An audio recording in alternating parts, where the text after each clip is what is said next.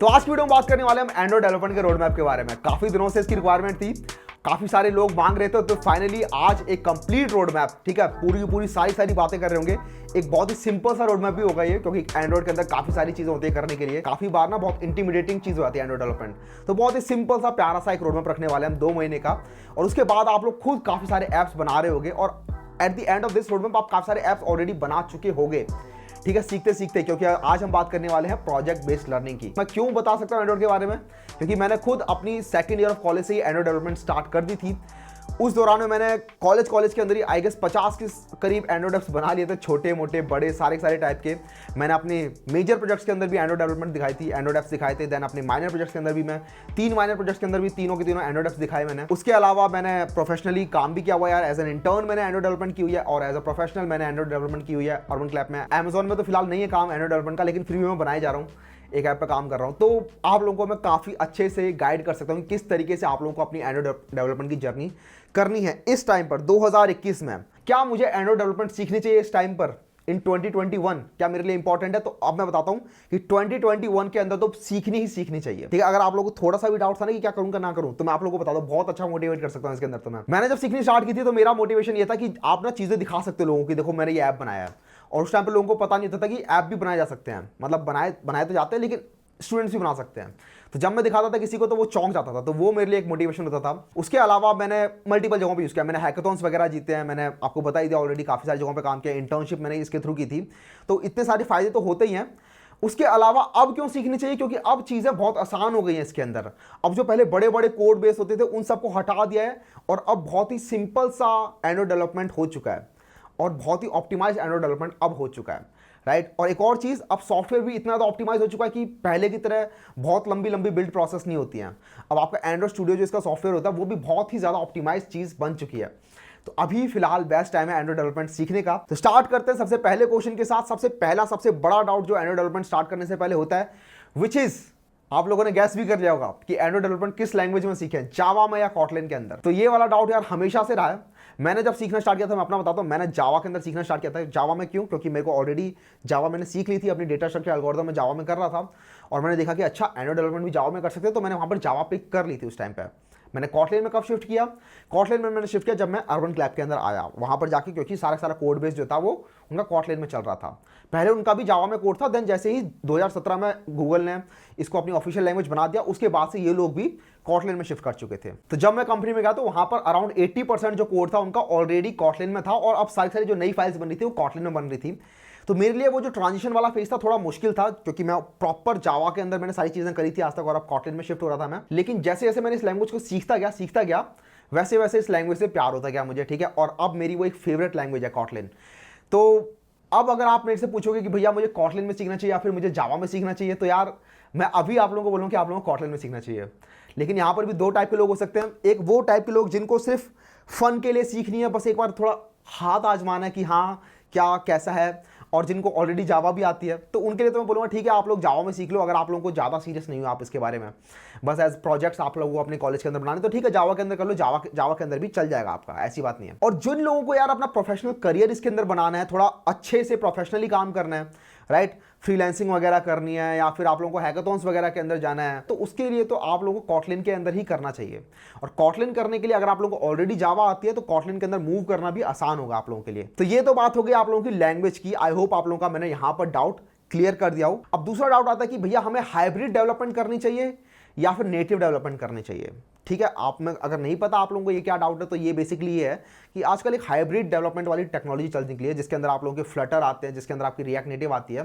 Basically वो एक ऐसा कंसेप्ट है जहां पर आप कोड एक बार करते हो, उसके बाद आप डिप्लॉय किसी भी प्लेटफॉर्म पे कर सकते हो। आप लोग चाहो तो उसे एंड्रॉइड पर डिप्लॉय कर सकते हो, आप चाहो तो उसे iOS पर डिप्लॉय कर सकते हो, ठीक है। तो एक बार बनाया आपने और आपने हर जगह डिप्लॉय कर दिया। तो ये सुन के काफी बार फैसिनेटिंग लगता है हमें, लेकिन आप लोगों को एक बात बताऊं मैं, ज़्यादातर जो कंपनीज है ना वो अभी भी आपकी नेटिव ही डेवलपमेंट कर रही होती है। अगर वो वहाँ पे हाईवे डेवलपमेंट कर रही होती है, तो उनके ऑलरेडी जो नेटिव ऐप्स हैं उसके अंदर ही एक दो पेज वो रिएक्ट नेटिव के थ्रू वो बना रहे होते हैं। दोनों ही रास्ते बहुत ही बढ़िया रहने वाले हैं, लेकिन मैं रिकमेंड करूंगा आप लोगों को नेटिव के लिए, क्योंकि नेटिव की डिमांड थोड़ी ज्यादा है इस टाइम पर। तो ये हो गया आप लोगों का सेकंड डाउट। आई होप आप लोगों को ये वाला भी क्लियर हो गया हो। अब तीसरी हम बात कर लेते हैं, ये डाउट नहीं है, ये बेसिकली लैपटॉप की कॉन्फ़िगरेशन या फिर जो आपकी सिस्टम की कॉन्फ़िगरेशन उसकी बात होने वाली है। तो जो मेरा लैपटॉप था जिसमें मैंने स्टार्ट की थी वो था आपका डेल इंस्पिरॉन 5558, उसके अंदर 8 GB रैम थी, हार्ड ड्राइव थी उसके अंदर HDD। तो उसके अंदर तो जब मैंने एंड्रॉइड डेवलपमेंट स्टार्ट की थी तो काफ़ी ज़्यादा स्लो उसके अंदर एंड्रॉइड स्टूडियो चल रहा होता था। कभी कोई 15-20 मिनट भी लग जाते थे एक छोटे से बिल्ड को चलने में, क्योंकि अगर आपका ऐप थोड़े धीरे धीरे करके कॉम्प्लेक्स होता जाता है तो बिल्ड उतना ज़्यादा उसके अंदर टाइम लेने लग जाता है।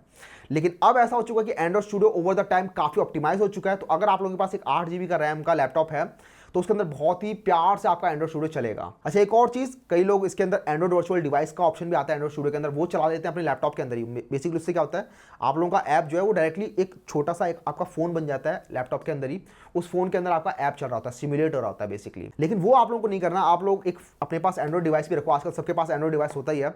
तो अगर आप लोगों के पास एक खुद का एंड्रॉइड डिवाइस भी है तो उससे बहुत आसान रहने वाला है। आप चाहो तो USB के थ्रू कनेक्ट कर लो अपने फोन को, तो वहां पर आपने बिल्ड किया और बिल्ड होने के बाद आपका वो USB के थ्रू आपका ऐप फोन में इंस्टॉल हो जाएगा और फोन में आप टेस्टिंग कर सकते हो। तो आप लोगों को समझ में आ गया होगा, 6 GB 8 GB का रैम का अगर लैपटॉप है आपके पास तो भी बहुत ही इसमें सही चलने वाला है।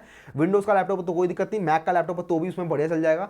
साथ में अगर उसके अंदर SSD डली हुई है तो भी बहुत अच्छी बात हो जाएगी, क्योंकि SSD के थ्रू आपका थोड़ा फास्ट हो जाएगा। SSD नहीं है तो भी टेंशन मत लो, बहुत ज्यादा ऑप्टिमाइज हो चुका है एंड्रॉइड स्टूडियो। तो अब मूव करते हैं second part of this road map, which is topics. कौन कौन से टॉपिक्स आप लोगों को कर लेने चाहिए।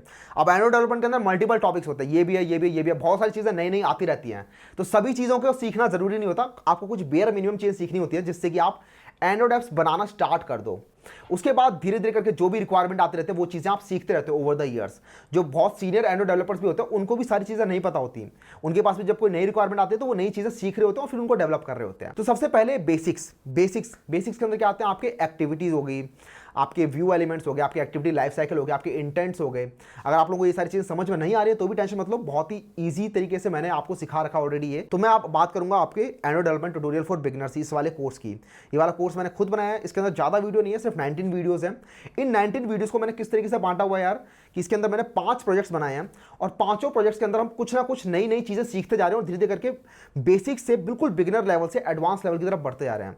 इसके अंदर मैंने कॉटन का यूज किया है, सारी सारी लेटेस्ट टेक्नोलॉजीज का यूज किया है इसके अंदर, बिल्कुल जो state of the art technology जो खुद एंड्रॉइड उसी महीने निकाल रहा है उस टाइप की टेक्नोलॉजी का मैंने इसके अंदर यूज किया, सो दैट आप हमेशा अपडेटेड रहो, क्योंकि एंड्रॉइड के अंदर अपडेटेड रहना इज द की। जैसे यहां पर हम बात करते हैं पहले 4 वीडियो की, ठीक है, 1 2 3 4, ये तो आपका बेसिक इंट्रोडक्शन है, आप जाके ये वाली वीडियो भी देख सकते हो। लेकिन हम बात करेंगे 1 2 3 4 इन 4 वीडियोस की।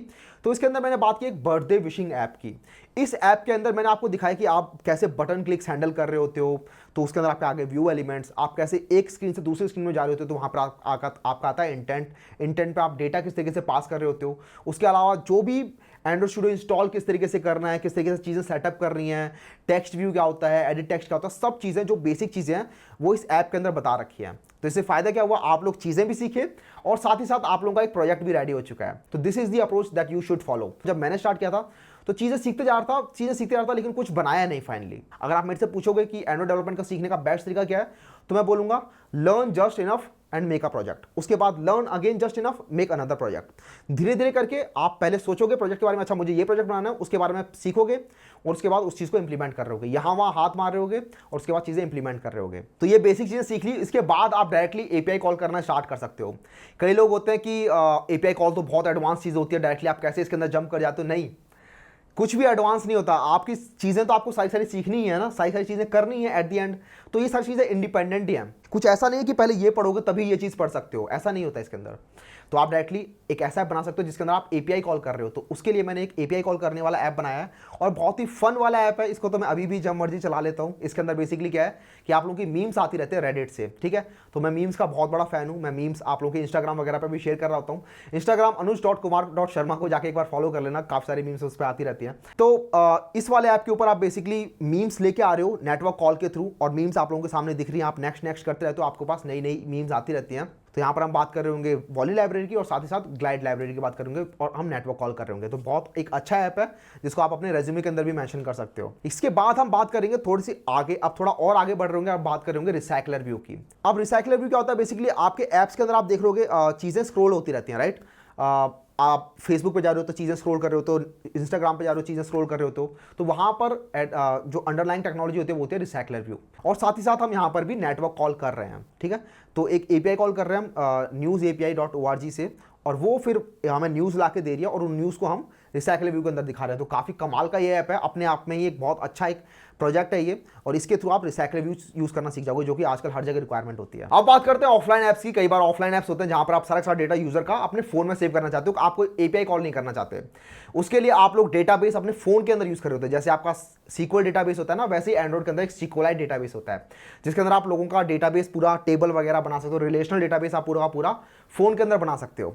तो उसके लिए हम यूज कर रहे होते हैं सिक्वलाइट, लेकिन आप पहले यूज कर रहे होते हैं सिक्वलाइट, उसके लिए काफी सारी चीजें हैं, काफी सारा बॉयलर प्लेट कोड लिखना पड़ता था। अब गूगल ने क्या किया, एक आर्किटेक्चर, गूगल आर्किटेक्चर कंपोनेंट निकाला, एंड्रॉइड आर्किटेक्चर कंपोनेंट निकाला है बेसिकली, और उसके अंदर एक रूम दे दिया ना, रूम डेटाबेस। तो ये सब चीजें हमने इस वाले ऐप के अंदर सीखी और काफी सारे अच्छे अच्छे एंड्रॉइड आर्किटेक्चर कंपोनेंट सीखे हैं इसके अंदर हमने। मॉडल व्यू, व्यू मॉडल, और डेटा बाइंडिंग किस तरीके से होती है, और लाइव डेटा आप किस तरीके से कर रहे होते हैं, सब कुछ हमने यहाँ पर सीखा है। उसके बाद आप लोगों को अगर ऑनलाइन अपना डेटा स्टोर कराना है, तो ऑनलाइन भी अगर आप लोग ऑनलाइन डेटाबेस वगैरह करना है, तो उसके लिए फायरबेस बहुत ही अच्छी चीज़ होती है। फायरबेस के थ्रू आप मल्टीपल चीज़ें और भी अचीव कर रहे होते हो। आजकल हर ऐप जो है वो फायरबेस कहीं ना कहीं किसी ना किसी चीज़ के लिए यूज़ कर रहा होता है, तो फायरबेस का पूरा ज्ञान यहाँ पे आपको मिल रहा होगा। साथ में आप गूगल ऑथराइजेशन और ऑथेंटिकेशन कर रहे हो, जो आता है ना, आपका किसी भी आप ऐप पे जाते हो, गूगल का बटन आता है, उस पर आप क्लिक करते हो, देन आप गूगल अकाउंट खोलते हैं, आप गूगल के थ्रू आप लॉगिन या साइन इन कर पाते हो। वैसा कुछ यहाँ पर आप इस ऐप में कर रहे हो। बेसिकली एक सोशल मीडिया बनाने का ट्राई किया था। रियल टाइम डेटाबेस जो गूगल का है, फायरबेस का है, फायर स्टोर, वो हम यूज़ कर रहे हैं इसके अंदर। को रूटीन्स का यूज़ कर रहे हैं, जो कि बहुत एक अच्छा एडवांस कंसेप्ट है। तो ये सारी चीज़ें हम देख रहे होंगे। तो बेसिकली इस वाले कोर्स के अंदर बिल्कुल बिगिनर लेवल से फिर intermediate level, then advance level तक हम गए और काफी अच्छे अच्छे कंसेप्ट सीखे हैं इसके अंदर। तो अब बात कर लेते हैं किस तरीके से मैंने इसको डिवाइड किया था आपको 2 महीनों के अंदर। तो आपका जो बेसिक वाली पार्ट था वो आपका 2 हफ्ते का था। इसके अंदर मैं नीचे वाले पार्ट को कंसिडर नहीं कर रहा। बेसिकली इसके अंदर यही है, जो बेयर मिनिमम रिक्वायरमेंट है ना, जिनको करने के बाद आप एंड्रॉइड ऐप्स बना सकते हो, उनकी बात कर रहे हैं। उसके बाद तो मल्टीपल चीजें आती है एंड्रॉइड के अंदर। यहाँ से ड्रॉअर आ रहा है, यहाँ से पॉपअप आ रहा है, डायलॉग वगैरह खोल रहे हैं, नीचे से बॉटम शीट आ रही है, नोटिफिकेशन आ रहे हैं ऊपर से, तो मल्टीपल चीजें होती हैं। लेकिन जो बेयर मिनिमम रिक्वायरमेंट्स है, जिनके बाद आप ऐप्स बना सकते हो, और उसके बाद जो और एक्स्ट्रा फीचर्स हैं, उनके लिए आप यहाँ वहाँ से रिसोर्सेज वगैरह सर्च कर सकते हो। वो सब चीज़ें मैं इसके अंदर आप लोगों को इस कोर्स के अंदर बताई हैं। अब जो एक्स्ट्रा रिसोर्स है उसकी बात कर लेते हैं। तो उसके लिए हमारा ये एंड्रॉइड डेवलपर्स का ट्रेनिंग प्रोग्राम है, जिसके अंदर उन्होंने beginner, then intermediate, then advance, तीनों लेवल के अच्छे अच्छे प्रोजेक्ट्स वगैरह इसके अंदर बना रखे इन्होंने और अच्छे से समझा रखा है। तो इसके अंदर आप देखोगे किस तरीके से डॉक्यूमेंटेशन वगैरह पढ़नी होती है। वीडियोस भी इनके अंदर इन्होंने दे रखे, यूडेसिटी का नैनो डिग्री प्रोग्राम वाला कोर्स भी इन्होंने इसके अंदर डाल रखा है, तो वो आप जाके चेकआउट कर सकते हो। तो मल्टीपल चीज़ें होती हैं यार एंड्रॉइड के अंदर। अभी ये सब चीज़ें तो हो गई जो हमने देखी, इसके अलावा भी तो मल्टीपल चीज़ें, लाइक आपको नोटिफिकेशन डालने हैं, आप लोगों को म्यूजिक प्लेयर ऐप बनाना है, आप लोगों को वीडियो प्लेयर ऐप बनाना है। वो सब आप कैसे बना सकते हो? मैंने तो वीडियो नहीं बनाई, हो सकता है कोई और, किसी और ने भी वीडियो नहीं बनाई हो, तो क्या आप उनकी वीडियो बनाने का वेट करोगे? नहीं। आप लोगों ने बेयर मिनिमम रिक्वायरमेंट वाले प्रोजेक्ट्स कर लिए एक बार, उसके बाद आप लोगों को यहाँ पर आना है, गूगल की खुद की डॉक्यूमेंटेशन में आना है, वहाँ पर जाके सर्च करना है।